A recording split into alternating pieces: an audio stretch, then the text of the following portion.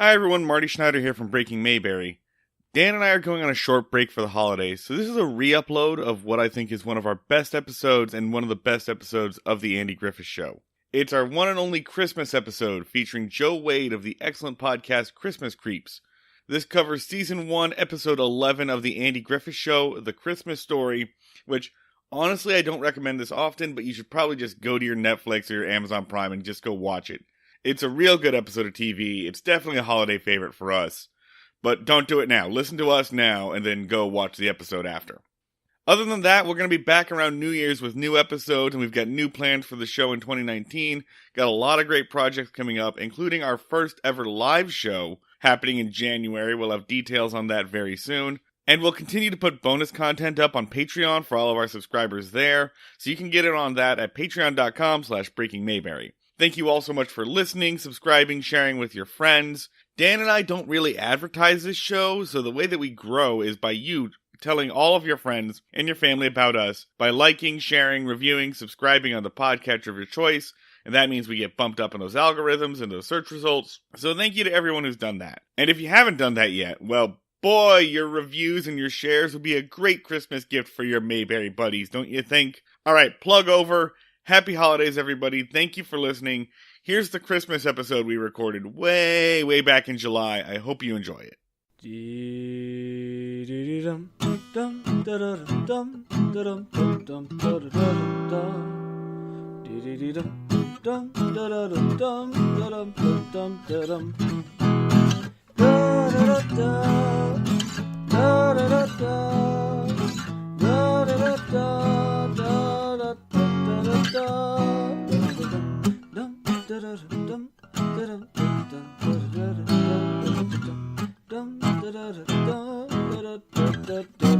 Ho, ho, ho, and welcome to Breaking Mayberry, the Christmas show where a couple of guys watch the Andy Griffith Show to get in touch with the Christmas spirit.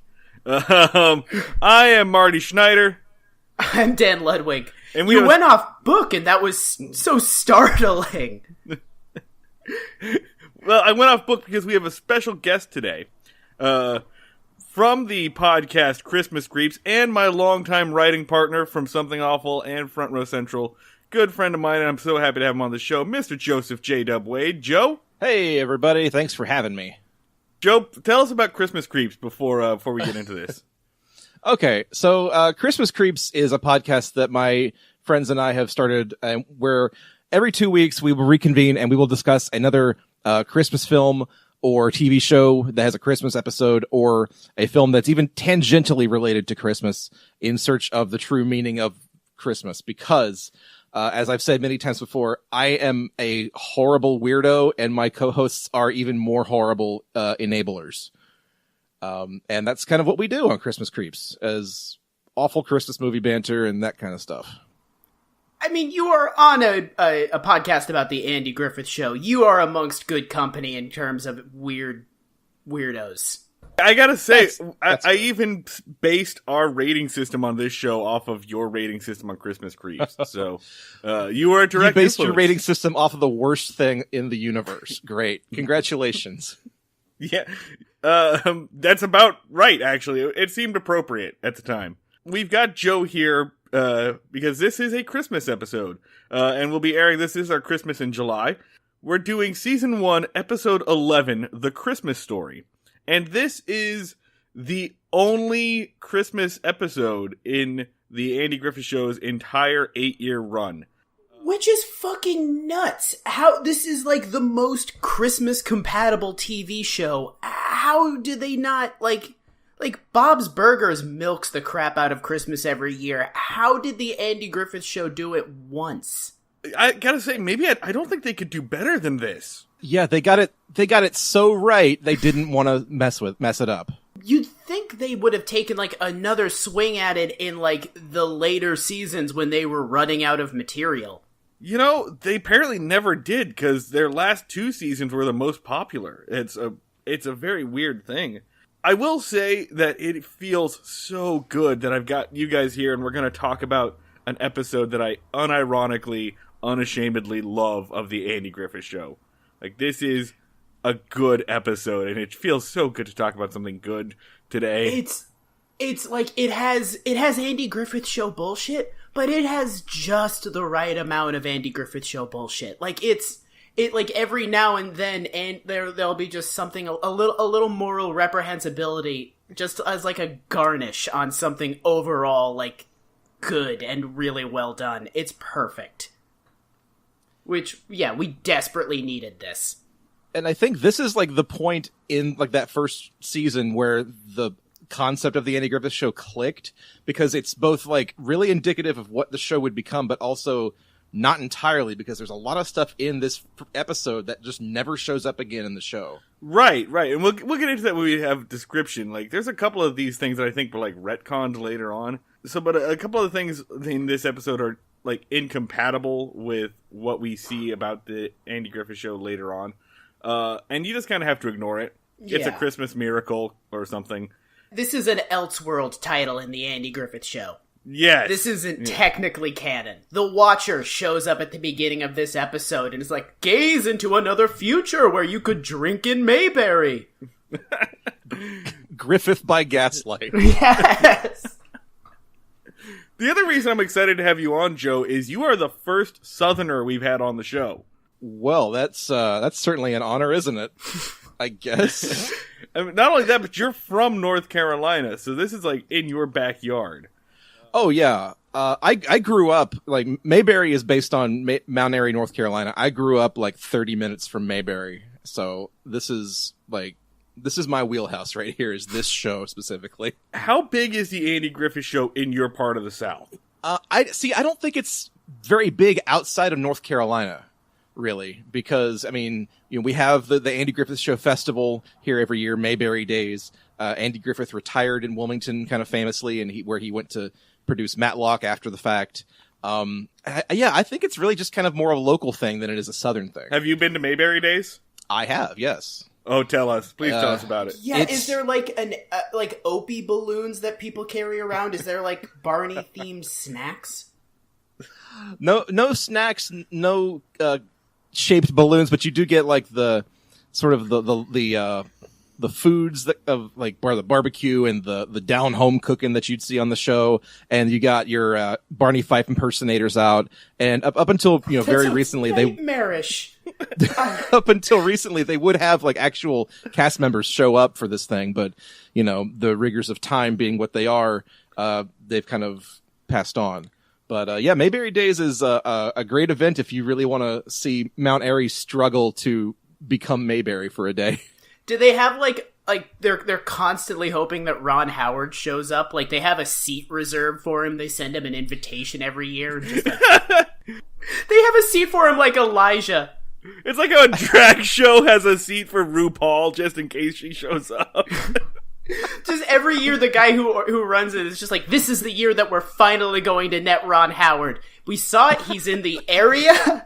He's filming a movie just a state over. He's going to come this year. I think one year they got Clint Howard, and that was the best they ever got. Oh. But no, like there's an Andy Griffith museum. There's a statue of Andy and Little Opie, which is really kind of spooky if you really study it.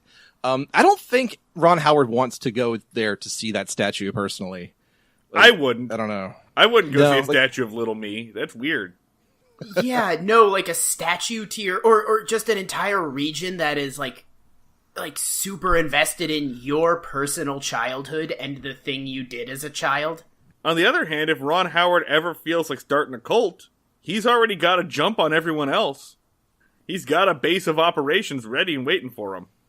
Yeah, he's got a city full of parishioners just like, come on down, please. It's the perfect retirement plan to start a cult.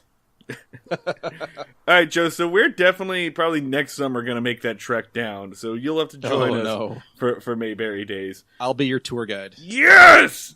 We will almost certainly die during this trip. I place our survival expectations very low. Wow! All right. Off to a good start. Let's go ahead and get into this. Episode 11 aired December 19th, 1960. Directed by department store Santa manager Bob Sweeney. Written by David Adler, so good 1-2 punch here. David Adler, our hero here on Breaking Mayberry. Also known as Frank Tarloff, Yep. blacklisted writer. Alright, so here is our one-sentence summary of the Christmas story from Wikipedia. Despite being forced by Scrooge Ben Weaver to arrest bootlegger Sam Muggins on Christmas Eve. I didn't catch that his last name was Muggins. That's so good. Sam Muggins! Sam Muggins. The patriarch of the Muggin clan. He sounds like an old-timey, like, gangster. Nah, the Muggins gang has come to rob this bank! He sounds like one of the guys who was like in Babyface Nelson's gang who gets nabbed early on in the movie. We leave a hoot jug after every massacre. Alright, despite being forced by Ben Weaver to arrest bootlegger Sam Muggins on Christmas Eve, Andy still manages to have the most wonderful Christmas in Mayberry. That is our one-sentence summary from Wikipedia. So let's just jump right into this. We open up, it is Christmas Eve, and Andy is locking up a bunch of prisoners. By the way, a lot of prisoners. So many prisoners, like 7 dudes. Like, and Andy is like the jail is packed, which it's not supposed to be. Like, by the fundamental laws of Mayberry, the jail is supposed to have, like, Otis and maybe one other person. Right. It's Otis and then a rotating seat.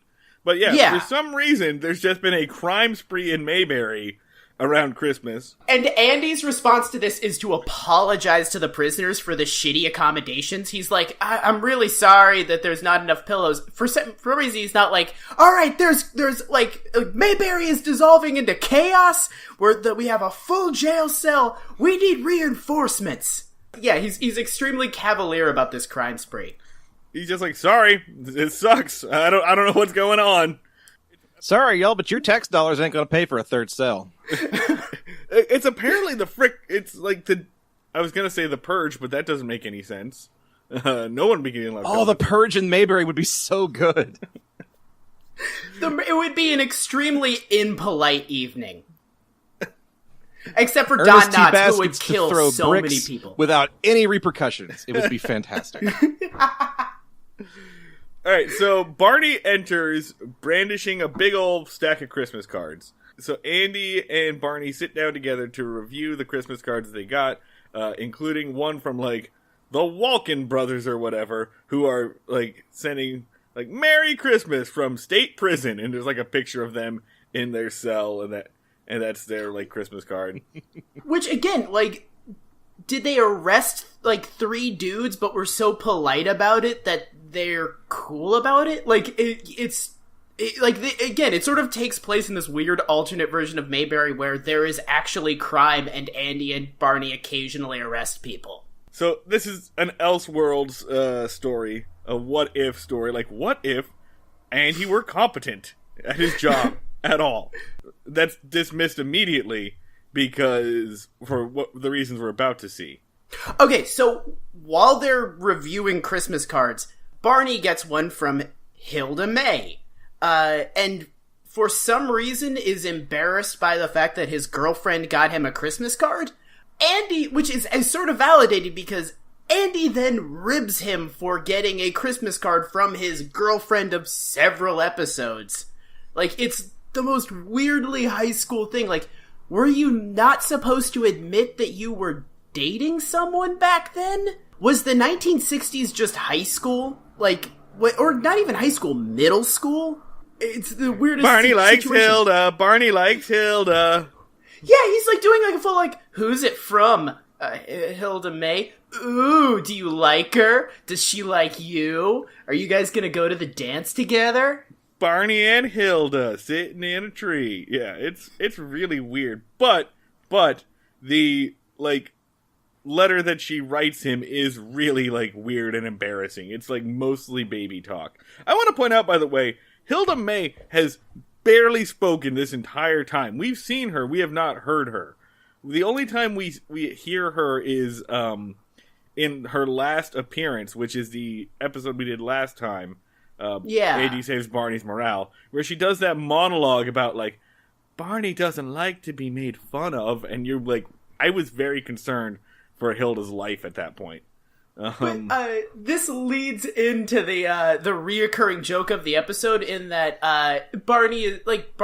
Hilda May in the letter called Barney a pet name, and Andy is like, "Come on, man, it's safe. You can tell me what the what the pet name is. I'll be cool about it." And Barney's like, "Oh, she called me Barney Poo," and Andy proceeds to in no way be cool about it. Just sort of like mercilessly tear into Barney like, "Barney Poo! Hey, everyone in the jail cell! You know, prisoners? This guy's girlfriend called him Barney Poo! What a fucking idiot!" I think you're missing one, Dan. I think it was Barney Parney Poo. Like, there was an extra, like, oh, makes God. It worse. Yeah.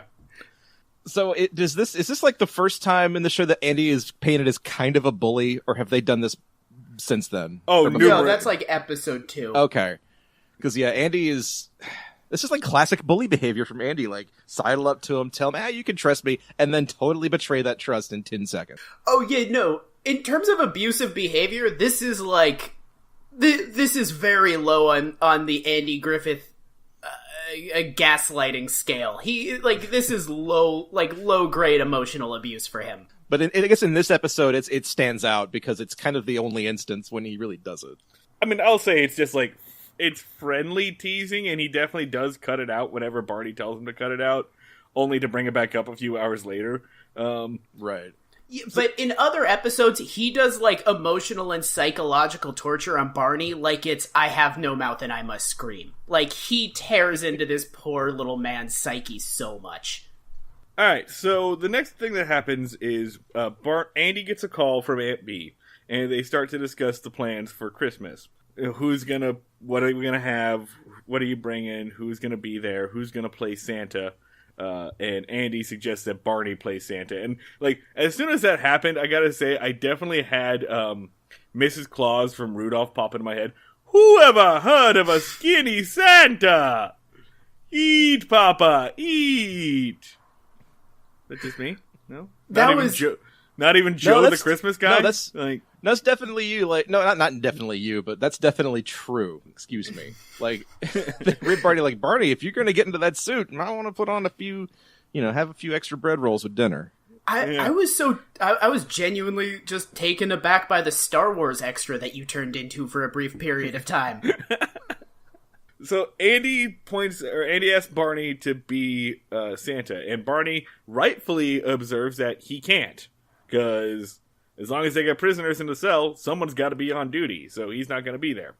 Which leads to the designated Andy does something insane portion of the episode. Like, my favorite, possibly one of my favorite actions that Andy ever does in the entire goddamn show. Yeah, you want to tell him what it is, Dan? Okay, so he asks Barney, like, alright, so what are they in for? And Barney, like, starts to go, like, well, we arrested him for, and he goes, like, no. They're in here to learn a lesson about how they should participate in society. So that kind of makes us teachers. And in school, don't they let the kids out for Christmas? And Barney's like, yeah, I guess. And Andy just goes like, all right, so we're agreed. We're releasing all of the prisoners. Like, and then just opens the jail cell and be like, all right, guys, so you're out for Christmas. Come back after. Be careful crossing the street and don't get too drunk. I just noticed that Dan's notes for this episode contained the phrase, Andy goddamn lets goddamn everyone out of the goddamn jail. Just what I wanted to happen as they're walking out is just one of the prisoners to turn to another one and just be like, Jeff, weren't you arrested for murder? Yeah. Like, and then Jeff just goes like, yeah, I guess I'll go finish? Like, I guess I'll go finish that crime. Oh, that's right. There's 3 kids in my basement. But the most baffling part of this scene to me is that when Andy lets them out of the jail, like, they're all leaving jail and they all have, like, wrapped Christmas presents with them. Like, what were they doing when he arrested all of them? Yeah, they like, I like to imagine that maybe they just had their presents with them and they were like in jail to do some last minute wrapping. Like maybe Andy just passed them the tape and the like wrapping paper through the bars. Maybe it was just like a Turbo Man, a Jingle All the Way situation. Oh, no. And all of these parents had committed horrible crimes in the process of getting those toys for their children because they waited until the last minute. By the way, did he rob it, or did he arrest an entire gang that was robbing the local department store? Or what? The Muggins gang. So everyone promised to come back. He asked them to promise to come back. Yeah, everyone's happy, and Barney and Andy are on their way to have their Christmas festivities when enter our villain, our Scrooge, Ben Weaver, played by an elderly man named Will Wright, who has quite a lot of credits to his name. SimCity creator Will Wright. He Michael Caine's this Scrooge performance. He tears this Scrooge character apart. Like, he's a good actor. Yeah, he's really good at this. I thought for a second that he was Thurl Ravencroft of You're a Mean One, Mr. Grinch fame, but it is not. It's a different dude. But same kind of idea. And so Ben comes in, and he's holding this like very dorky looking dude, Sam Muggins, who looks like he came off a fucking Campbell's soup can. And he looks like a creature from the Dark Crystal. Like he looks like just an adorable, like just this adorable little puppet of a man. Yeah, he's basically Howdy Doody come to life. This is, by the way, the only time we'll ever see Sam Muggins in this show. But he comes in and he's mad at Sam Muggins for moonshining. And as we know before, right, moonshining's serious business in Mayberry. Except Ben's reasoning, the reason he's so upset by this is that he owns a liquor store. He owns a store that sells spirits, and he's tired of moonshiners cutting into his business, cutting into his profits. Mayberry is a dry county. We know this. That's a major plot point of like 7 episodes. Like, so far. Like, which is it? Do you think it was like they changed their minds later on, or just forgot about this? I think they had to, right? Like, they were just a kind of a like, well, let's hope nobody notices. Because yeah, I think they wrote it in a hurry and then didn't even notice that this had been placed in the canon already. Like, let's just get this out here. But yeah, like, or what if it is established eventually that old Ben is very like powerful throughout the state. What if Mayberry's like a dry county with the exception of old Ben's liquors? Like maybe he has like a government enforced monopoly on Mayberry. Ooh, he does like that. He does imply that he is pretty powerful and has friends in high places. He basically does a speech of, I own this state! I'll have your job if you dare cross me. Yeah, maybe he's like the liquor baron of Mayberry County. We've never seen this guy before. But this is his first appearance, but he's apparently like the boogeyman, and he's the only guy in Mayberry that Andy Griffith like treats with any authority whatsoever. Yeah. I feel like he should have been like the Lex Luthor of this show. Like they should have brought Ben back for something because they too do good in this to not, you know. He comes back. He is a reoccurring fuckface. Like he learns his lesson at the end of this episode and then promptly forgets it. But I don't think like he comes back every season with a new scheme to like destroy Mayberry, which, you know, maybe that would have elevated the show a little bit. Not that it needed elevating, but you know. Maybe he's trying to destroy the youth center, and Opie has to stop him in season 3 with the power of breakdancing. Sure, the power of the twist. The only way to save a youth center. But he does. He shows up later and does try to foreclose on a family. which Andy has to stop. He does come back, and he gets back to his old shenanigans pretty goddamn quickly. That's actually the reason why we're doing this episode now as opposed to waiting until closer to Christmas, is because we had to get this out of the way first and introduce Ben before we got to that episode again. Establish Ben as the villain now. Yeah, exactly. So this is the episode where we meet our recurring bad guy in Mayberry, a foil to Andy, and Andy points out Ben could cause a lot of problems for him and Barney if he wanted to. So reluctantly, they do book Sam on charges of moonshining. It's really cool that, well, not cool, but sort of Andy Griffith style fucked up that the only person so far who has demonstrated any authority over Andy whatsoever is a local businessman. Not the mayor, not the state police, not sort of any government official whatsoever. Just a dude with a liquor store is able to grind Andy to a shrieking halt. A little bit of accidental social commentary from the Andy Griffith Show yet again. Once again, though, this is David Adler. I don't think it's accidental. Oh, right. Yeah, man, when he can get very stealth progressive when the subject isn't women. Yeah, that's true. This is the least horny David Adler episode, too. So yeah, I don't think he gets horny at all in this one. So they talk about how sad it is that Sam has to be away from his family on Christmas. And that gives Andy an idea. And he says the phrase, "There's more than one way to plug a buzzard." I don't know what does that even means. Fucking mean? Why are you plugging a buzzard? He doesn't... I think he meant to say pluck, but he explicitly says plug.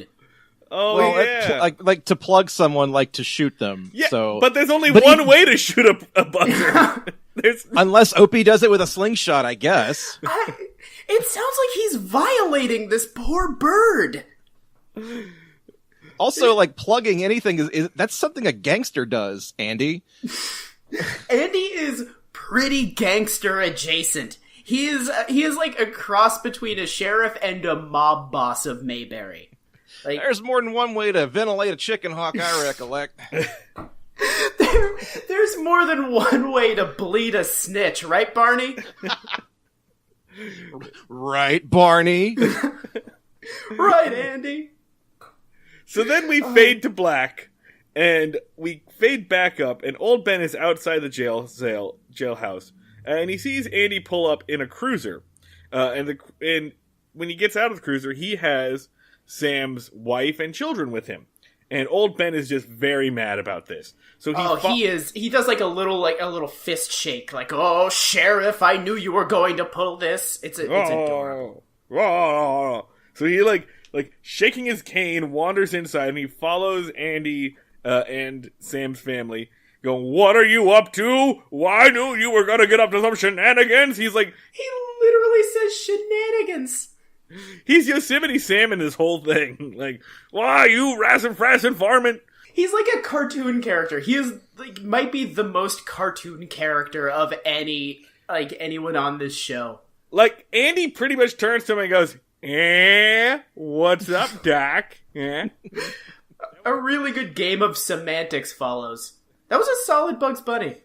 Really? Because it came out like Peter Griffin to me. Oh, I'm going to have to listen to that playback. So Andy's defense is that he has decided to arrest Sam's entire family, including the children, which apparently is just a thing you can do in this city. But he concocts a reason for it.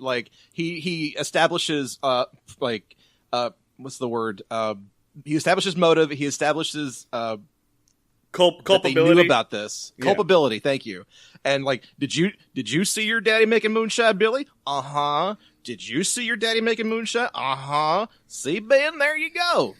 Yeah, they're all accessories before, during, and after the fact. Is exactly that's the best Andy Griffith someone has done on this show the entire time, and I'm kind of mad about it because we were so close to cracking it. I told you guys, I grew up with this shit, man. It's in my blood. We were on the verge of figuring out Andy Griffith's southern accent, and you just swooped in and did it. The secret is to have a southern accent. God damn it. So Barney comes in, and he's got a tree, and Aunt Bee comes in, and she's got the turkey, and she's got all the spread, and Ellie comes in, and she's got, like, a big old pitcher of eggnog. I love this part, because Ellie, like, scoops out a ladle full of eggnog, and Andy takes the ladle, and it passes the ladle to Sam through the bar. Just like, here you go, guys, drink from this. Just to remind you, you're still prisoners, I guess. You ain't good enough for cups. Yeah. And they're like halfway doing the facade. Like they're like you have to be in jail, but also fuck this. And Ben the whole time is just getting angrier and angrier. And he's, what is going on? Why are you having a party? And Andy's excuse is that he has deputized everyone here. Like, everyone gets to be here. Like, because Andy can just deputize anyone at any time. They then show each and every person with, like, a deputy's badge, like Ellie and Aunt Bee, and then after that, Opie, which it should have been just Oben going like, alright, well, checkmate, you deputized a child, so none of this is okay. And also, like, a very uncomfortable shot of Aunt Bee's ass, because that's where she put her badge, for some reason. I think I blocked that out. It rules. It's really funny. Like, that is one of Aunt Bee's, like, defining fuck you moments. Like, one of many. Wipe my ass with the authority in this town. Aunt Bee's rage against the machine is fuck. Aunt Bee gives no quarter. Aunt Bee won't do what you tell me. Aunt Bee won't do what you tell me. Aunt Bee won't do what you tell me. Fuck!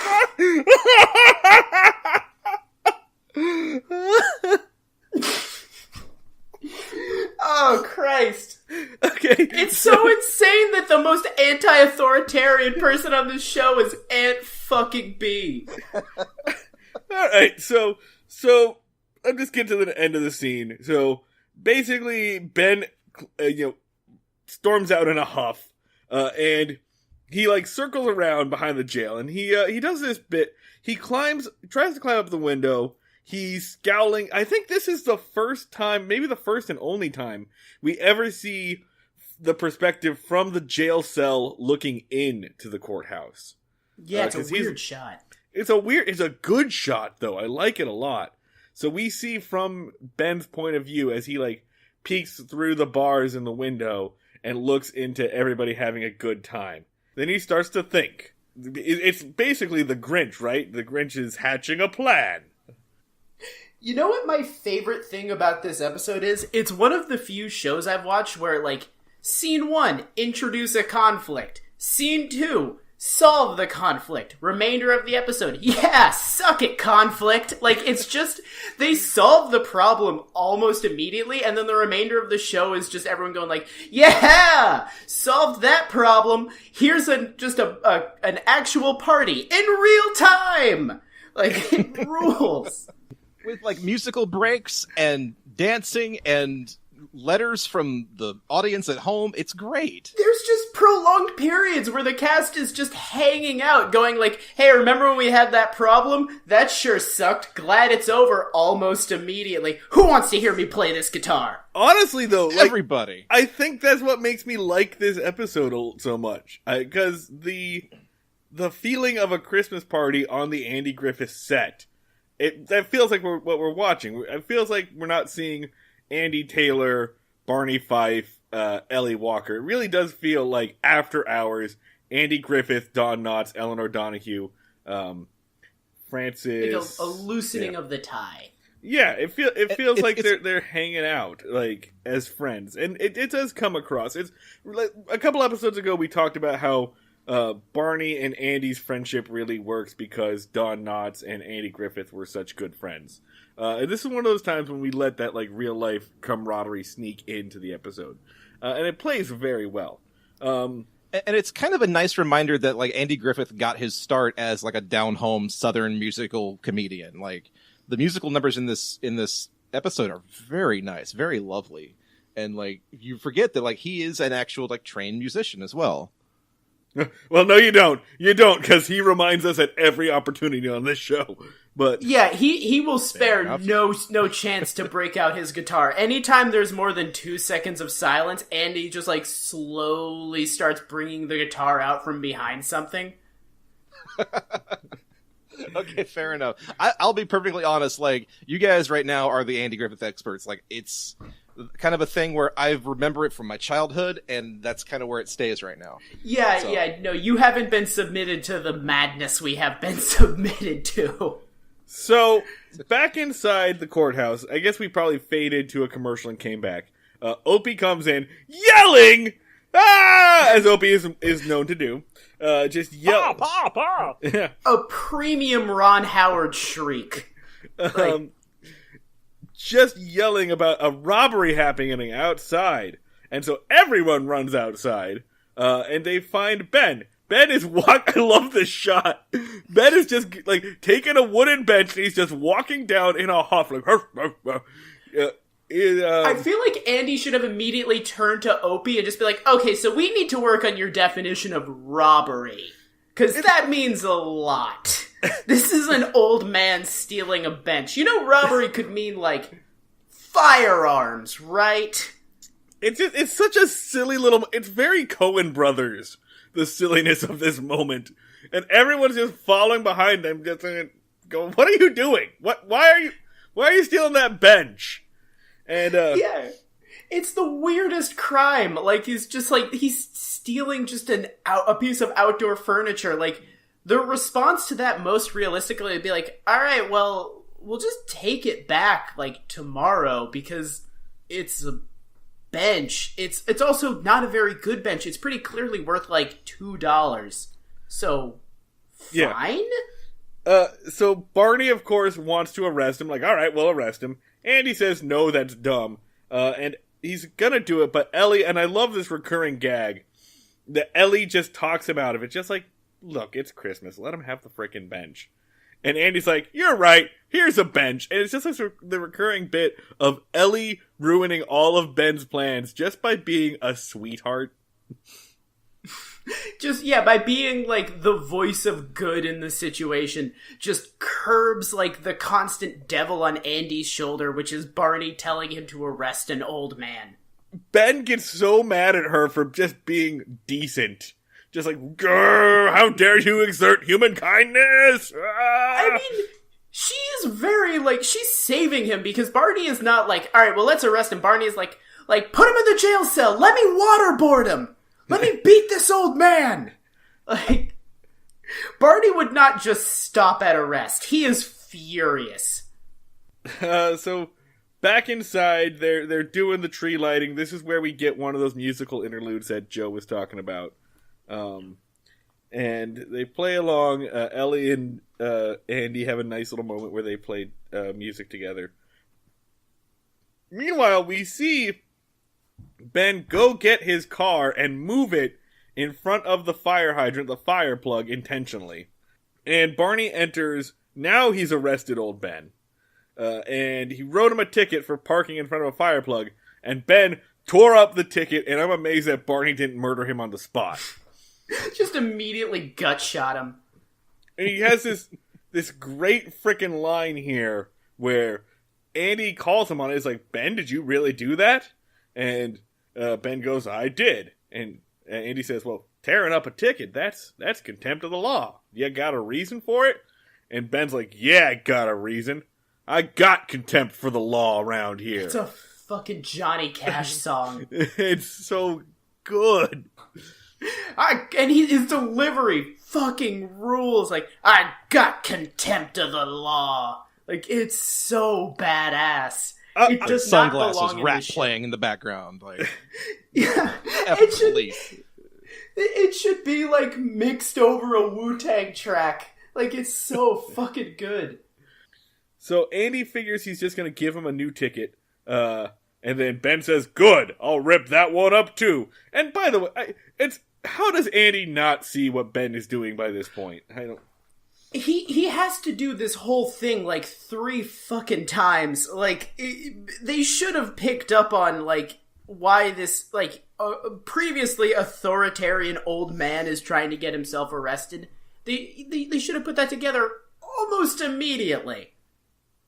But then I guess there would be no episode. It's like, it almost should have been like a thing that Opie all of a sudden just kind of realizes, like, hey, Pa, we should invite him to the Christmas party. But, yeah, no, we gotta let Ben be Ben, you know? Sure. But this is fine, because letting Ben be Ben rules. Oh, yeah, totally. And just Ben's, fuck you, I won't do it, you tell me, is pretty great. So Andy says that he's gonna, the fine is only $2, but contempt is 2 days in jail. And Ben's like, all right, I'll take 2 days. And Ellie, once again, is like, it's Christmas, here's $2, goodbye, Ben, get out. So they kick him out again, and now they're, again, fade to black, fade back up. They're inside the jail. Andy and Barney are working on, like, fixing the lights, so they light the tree, and everyone's really They're just, happy. like, setting up the tree, and Aunt Bee is, like, is like, yelling at Barney about something. And then Andy drops the Barney poo line again, like, he's like, oh, go get dressed up like Santa. Barney poo. Like, it's a very weird reoccurring bit. And Barney's like, I'll get you back later. Yeah. Again, I like all of this. And I like what we're about to see, too, is that Andy picks up his guitar, and Ellie starts to sing beautifully. And she starts to sing Away in a Manger. And then Andy starts to sing, but the voice that comes out of his mouth, clearly not Andy Griffith. And, right, like what I said earlier still counts, but this is definitely not Andy. Yeah, and you go, like, for a second, I'm just like, what the hell, what is this? Because we know what Andy's voice sounds like, and it's not his. But then as the camera pans a little bit to the left, and it zooms in on the jail cell, we see Ben, once again, perched at the window looking in. And we realize that the beautiful tenor that is coming out of Andy's voice, or Andy's mouth, is not Andy. It is Ben's voice. He is sadly singing outside of the party. In this beautifully framed shot as he, like, looks in sadly, like John Wayne at the end of The Searchers. And Joe, you mentioned the feels, right? You said that it's a heartbreaker, dude. I swear. Like, this scene is, you all of a sudden realize, if you haven't guessed it by now, what's going on, why Ben is being so ornery and angry. You realize that, like, he's the sad old man at Christmas, and all he wants is to be included in something. And it's just such a well-constructed little scene. And they like you said, it tells this whole story in, like, one camera move and one song. It's beautiful. It really is. They literally, they describe nothing of Ben's backstory other than he owns the general store and he is very mean a lot. Like, they don't have to show him, like, walking around an empty house or, like, talk about how his wife died or anything like that. Literally just a few scraps of information and this shot. It's really great writing.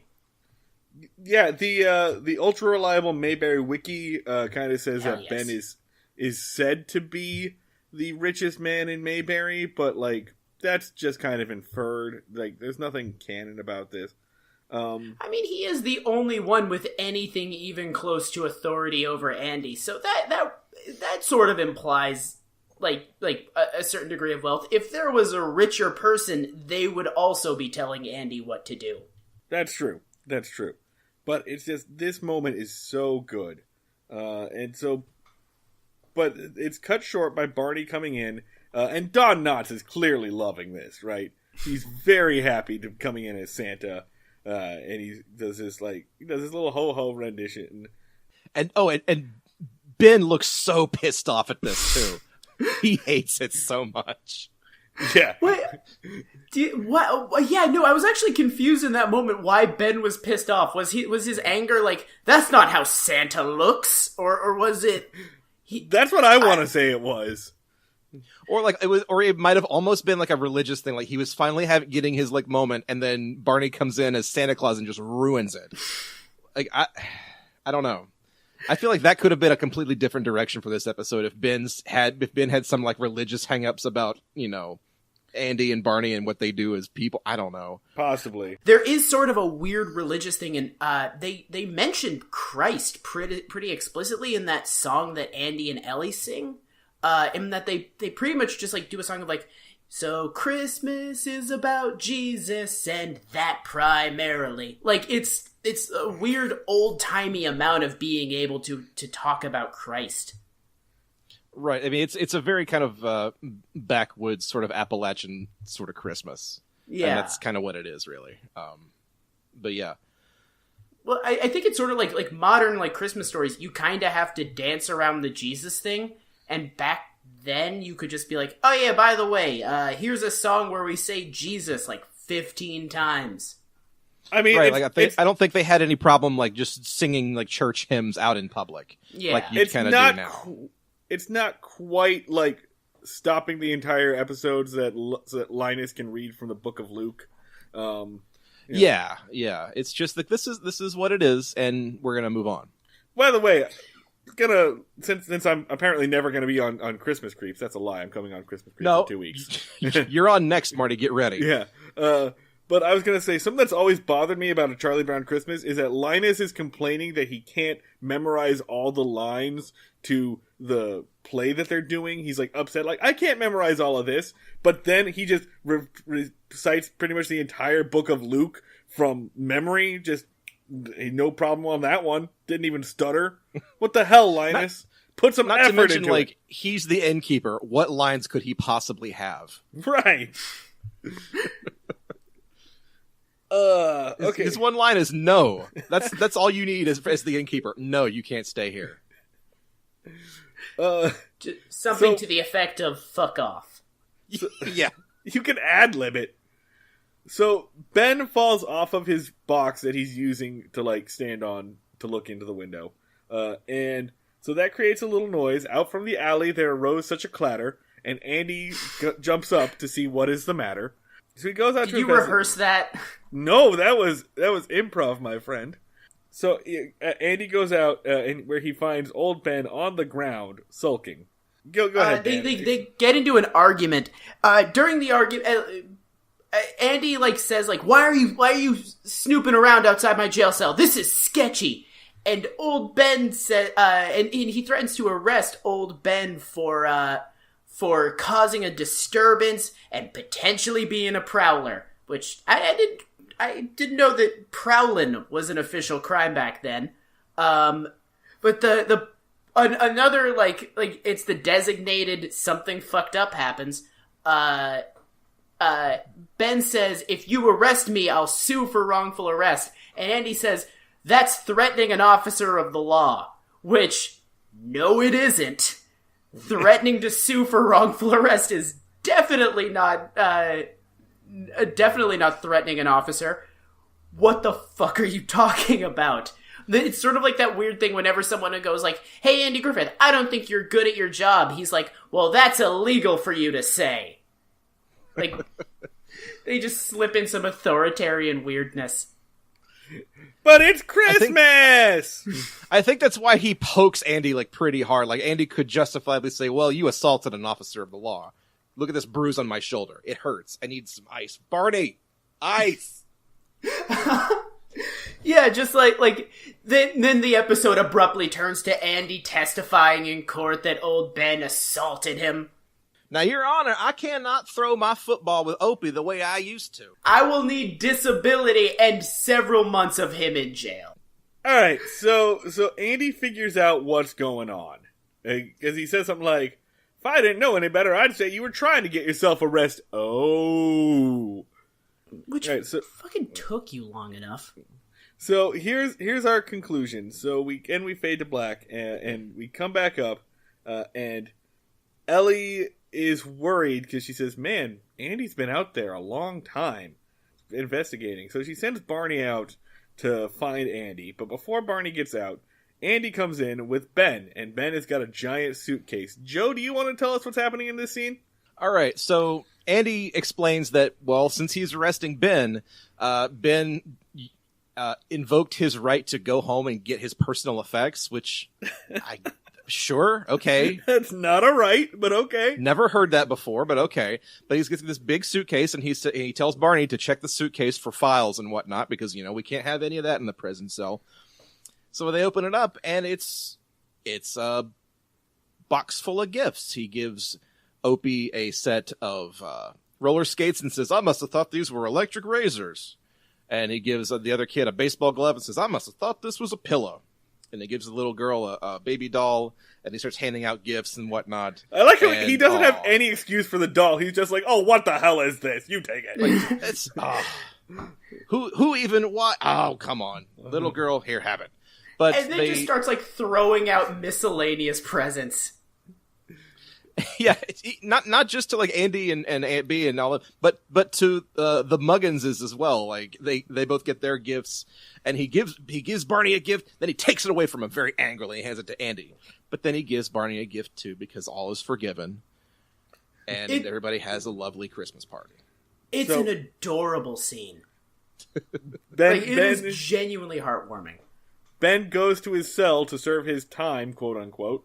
And before he's allowed to go, he's stopped by Deputy Aunt B, who has made him a lovely plate of Christmas dinner. And he goes to his cell, and he drinks his eggnog, and he eats happily as part of the party. And it's so sweet, you guys. It's so good. Heartwarming. I love it. Yeah, this is the textbook definition of heartwarming. You just want to snuggle up to a fire with this episode. It's a great Christmas episode. And then the stinger is fantastic. Dan, tell us.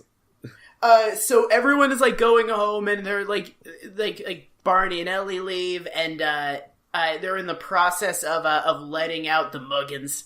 And Sam and Andy are getting everything ready, and Sam picks up his moonshine jug and says oh, it's empty. And Andy's like, well, if there's no moonshine, I guess I can't charge you.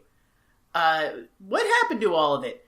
And Andy reveals that he left it in old Ben's cell, just thinking that old Ben would have a little of it. And Ben proceeded to just down the whole thing, get pissed drunk, and pass out. And they just show Ben in his bed, just happy and drunk. It's adorable. But also almost Ben dead. killed... Yeah, he killed an entire jug of moonshine. Ben is blind now. Yeah, he's going to have the most vicious hangover if he survives. I want to point out, at one point, Sam, infers to Andy, he's like, Andy, you didn't get rid of the moonshine, did you? And Andy goes, no, I wouldn't tamper with evidence. And, why not? Wink. You do everything else in this town. Come on, man. You've broken every other, law enforcement law. Why stop at tampering with the evidence? I mean, really? Sam kind of has that reaction where Andy's like, I wouldn't tamper with evidence. And Sam is like, oh, really? Okay, cool, neat. I didn't know. I'm learning stuff about you. I totally would have picked up on that. Okay, continue telling me about yourself, Andy Griffith. I think Andy's real answer is well, I wouldn't drink this in front of Opie, so otherwise I totally would have. No, Andy will totally commit a felony in front of Opie. He framed a man for armed robbery and clued his kid in on the conspiracy last time. The line of what Andy Griffith will and will not do is an ever-moving target that we will never totally nail down. His code of ethics and loyalty to the law changes sometimes in the midst of an episode. Like this episode. Yes! So I would like to point out about this stinger. So every Christmas they rerun this episode on our local CBS affiliate, and they've started to cut the stinger part, the part where Ben drinks the moonshine, out of the broadcast. Oh, fuck you! What? That's I don't know if it's. Yeah, I know, and I don't know if it's because they're cutting the episode down for time, which this is already a really short episode, or if they're seriously censoring a friggin' 50-year-old TV show. but I honestly don't understand why, especially not in like Andy Griffith's like home market, you know? I mean, cut one of the 7 scenes that's just them discussing the finer points of tree decoration. Like, Yeah. there is maybe 5 solid minutes of just like a party happening. Like they discuss they light the tree, and they like Don Knotts is just Santa for a minute and goes around being Santa. Like it's there's a lot of not that. even particularly TV showy. It's just the way a party would go. So like if you see this on local TV now, like Ben gives the gifts and he gets his Christmas dinner from Aunt B, and it like the music fades up and the show is over. That ruins the entire episode. That sucks. It the really episode does. needs Ben pissed drunk. That's the conceit of the whole thing. It's the punchline to the whole episode. Isn't that Ben gets ripped on moonshine and passes out in a jail cell? Also, I really wanted there to just be like you know how a Christmas thing will always have like a zoom out shot as there's like a happy narration by like the equivalent of like the Grinch. I just wanted there to be one of those where they like slowly zoom out of the jail cell, and meanwhile the entire time this has been happening, the guys that Andy let out of jail have just been going on a fucking rampage. Like there's flipped cars and buildings on fire, and just these lunatics are just like running across the street. Little did Andy know that the largest crime spree Pilot Mountain's ever seen was taking place not far from here. They would go on to call it the Christmas Anarchy. For generations, it would be considered a legal precedent. This entire episode is basically Christmas in the Drunk Tank by the Pogues. Like, Yeah, Holy it is. shit! Okay, Wow. that's the outro, okay? Like, I was thinking about it, yeah. You gotta do that. do that, or, like, you do that. That is yeah. 100% the outro. Do that, but then at the final button at the end has to be Ben going, Christmas. Oh yeah! That's right! Christmas, we haven't talked enough about how Ben is literally Ebenezer Scrooge. Like, he straight up bah humbugs this whole thing. He stops just short of saying the words, yeah. Christmas, right? But it's not even a catchphrase, because he just says, Christmas, and then just does a plosive. He just goes like, Christmas, like, just sort of like coughs a little. Yeah. Like, Christmas, fuck you. Yeah. That's even Just more, as- no, that's more of a catchphrase. Like, at least those are words. Just like Christmas. Like he's coughing, like he wants to like hide something under his breath. Like, Barney sucks. You know? And he has 3 goes at it. Like he keeps trying, and he's like every time I'm like, Ben, Christmas pie is not gonna catch on, man. Just say like Can we recommend maybe a Christmas harumph? Or, Harumph is right or- there, Ben. Harumph is right there. Stop trying to make pie happen. It's not going to happen. Alright, Oh god. so ratings for this episode, I think rather than do our typical like Andy meter and Barney meter rate, I mean, if we were gonna do the Andy meter, I'm gonna say 10 Andys. This is absolutely 10 Andys. It rules. But Joe, as you are our special guest, would you like to explain to us the rating system on your show? Sure. So on our show, when we talk about movies, our rating system is called the Crankometer, because the first episode we ever did was Christmas with the Cranks. And it's an X and Y axis, and the X axis is how Christmassy this film is. Mm-hmm. And the Y axis is the quality axis, how good the film is. So for this episode, ooh. So we do it on a scale of 5 to negative 5 to 5. So oh, because you don't have anything good.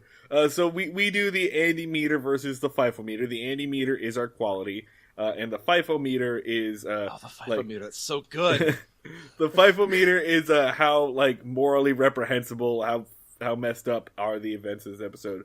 Okay. I think though I would like to replace the FIFO meter because it's not super high, other than Andy letting everyone out of jail. I think I'd like to replace the FIFO meter with a crank for this episode. Dan, how do you feel? So the cranks is like the degree of Christmassy. I mean, it's pretty Christmassy. There's no like lesson about Christmas like a lot of shows will have, where like a character will give a monologue about the importance of family over presents or anything. It's just generally like just people doing a Christmas and having a good time. I think like Christmas 5? is happening. Really, I'm gonna say like 9. Like this is extremely really Christmassy. But Joe, you're our Christmas expert. How Christmassy would you say that this episode is? Oh my god, I want to give it the full 10. I really do, but maybe that's just my personal bias. Because really, this is like pure strain, like ground zero for like Christmas traditions with me. So like it's not Christmas without it, and watching it puts me in that right frame of mind. Oh, so yeah, I know you guys are saying like if it's got to be based on how Christmassy the thing is, which is what we do, sure. But like, yeah, it's still a full 10 for me. Like it's Christmas in the courthouse.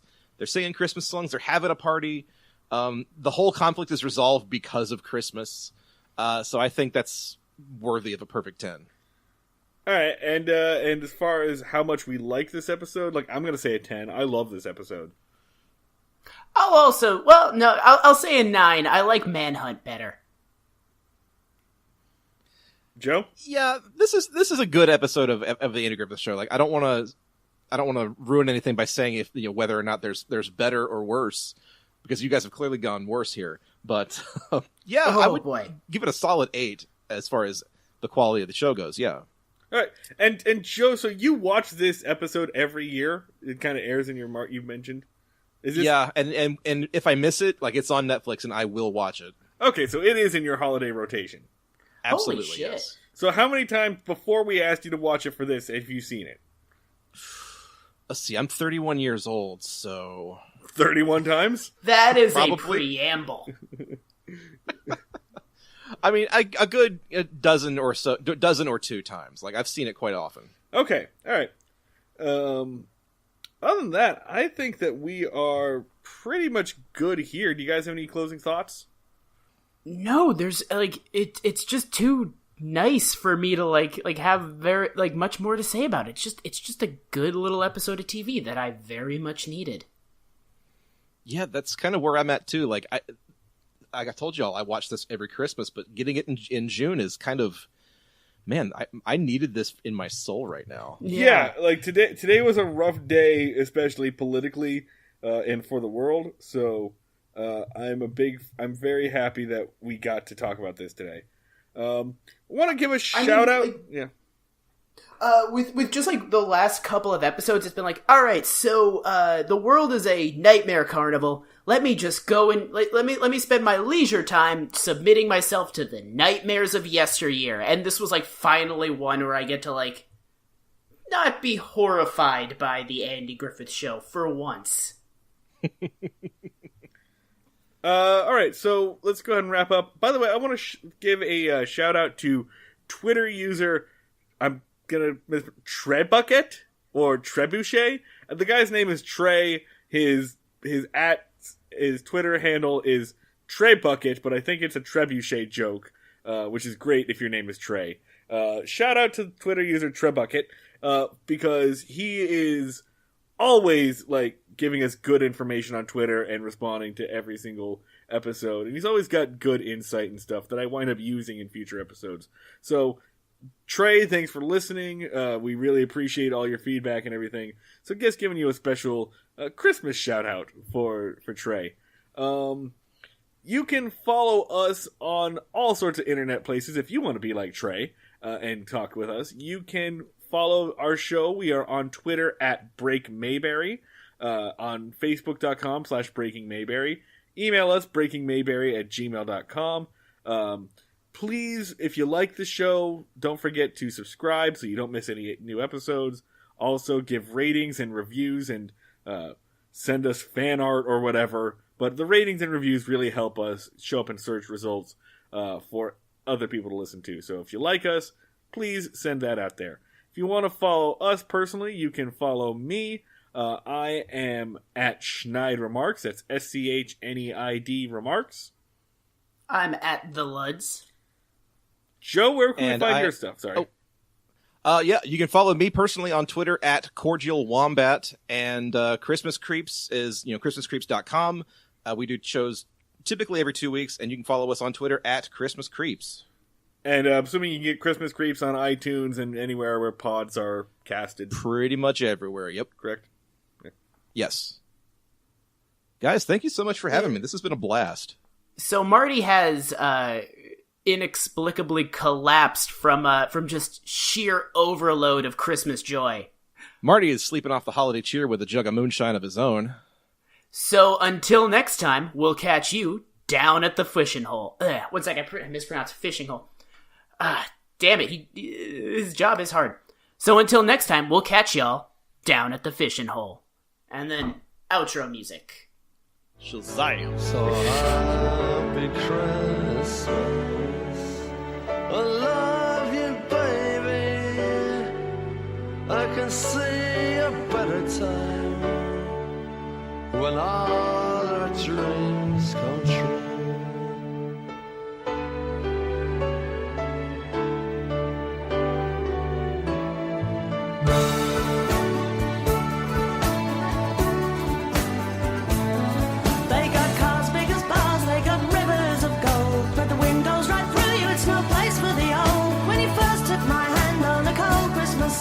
You promised me Broadway was waiting for me. Let's do another thing of explaining why Marty is out.